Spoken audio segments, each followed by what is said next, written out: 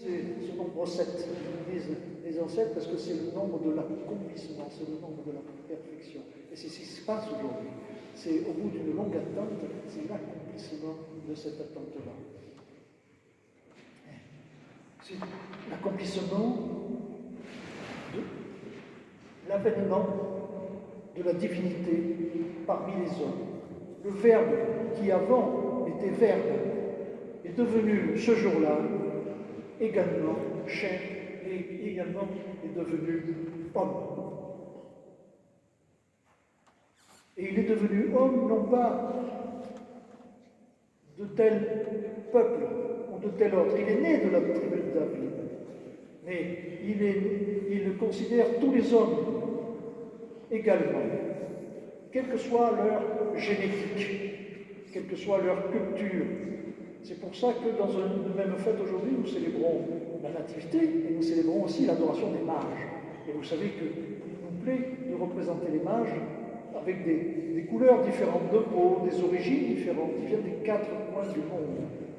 Eh bien, le Christ, dans son incarnation, le Christ venu sur terre, considère et accueille dans son royaume tous les hommes, et pas seulement ceux d'une seule tribu, ni seulement de certains gènes. Les gènes sont accueillis.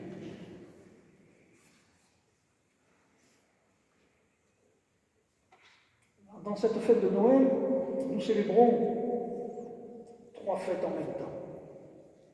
La Nativité, l'incarnation, l'accouchement.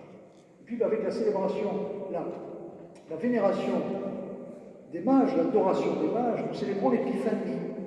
Et dans quelques temps, nous allons célébrer la Théophanie. Et toutes ces phanos, ces manifestations, c'est un seul événement, c'est la manifestation du Verbe fait chair. C'est la manifestation de la divinité parmi les hommes. Les dieux engendrés, non créés. Il est né sans semence d'une vierge. C'est Dieu incarné. Il est roi d'un royaume céleste, mais il est roi aussi d'un royaume terrestre. C'est ce que nous dit l'adoration des mages qui sont venus apporter l'or, la myrrhe et l'encens. Ces mages qui sont des rois mages, ils sont rois et mages. Ils sont Malek et Tzedek. C'est pour ça qu'on dit que le Christ est prêtre à jamais dans l'ordre de Melki-Tzedek. C'est cet ordre-là qui vient reconnaître le jour de sa naissance, à cet endroit-là, perdu dans une grotte au fond de la Judée. Il vient reconnaître le roi du monde. Le Christ qui est roi céleste, le Christ qui est roi terrestre, il est aussi le roi du monde, c'est ce que signifient les cadeaux qu'apportent les rois mages. L'or, la myrrhe et l'encens. L'or pour la royauté, l'encens pour le sacerdoce, et la myrrhe pour la prophétie. C'est une de ces traditions importantes que malheureusement l'Église catholique romaine, on l'a dit doucement ici, mais il faut le dire, on était un petit peu perdus, parce que c'est un symbole que portaient jusqu'à il y a peu les papes. Les papes avaient une coiffe particulière, une tiare particulière qui portait 3 couronnes. Une couronne, 2 couronnes, 3 couronnes superposées. Et qui était symbole de l'or, de la myrrhe et de l'encens, c'est-à-dire les 3 pouvoirs du roi du monde, c'est-à-dire la prophétie, la royauté et le sacerdoce.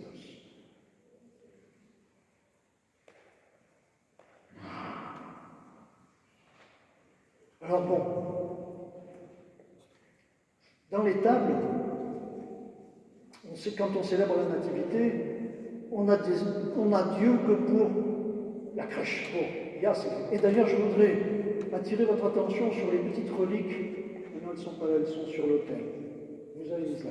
Les petites reliques qui ont été apportées, merci Nicolas, je ne dirais pas quel Nicolas pour ne pas le gêner, mais il sait qui c'est, apporter les petites reliques de la crèche. Nous avons ici, nous pouvons vénérer des petites reliques de la crèche. Moi, ça me touche parce que ça me rappelle, il y a de nombreuses années, lorsque j'ai pu assister à la messe de la Nativité dans la grotte à Bethléem. C'est quelque chose de très précieux, de très chaud, de très doux, de très lumineux.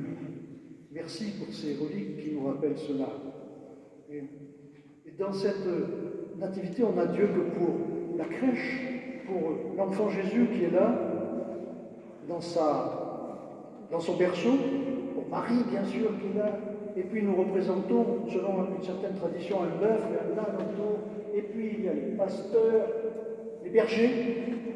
Et puis il y a les rois mages. Et puis il y a les anges. On est un petit peu ébloui, tout ça nous dépasse. Mais quand on regarde bien l'icône orthodoxe de la nativité, il y a un petit personnage dans un coin, un petit peu esselé. Souvent on le représente pensif, pas triste, mais un petit peu pensif. C'est Joseph.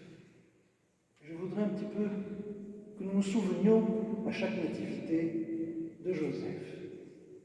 Ce pauvre Joseph. Et ce pauvre Joseph, qu'est-ce que tu es venu faire dans cette histoire?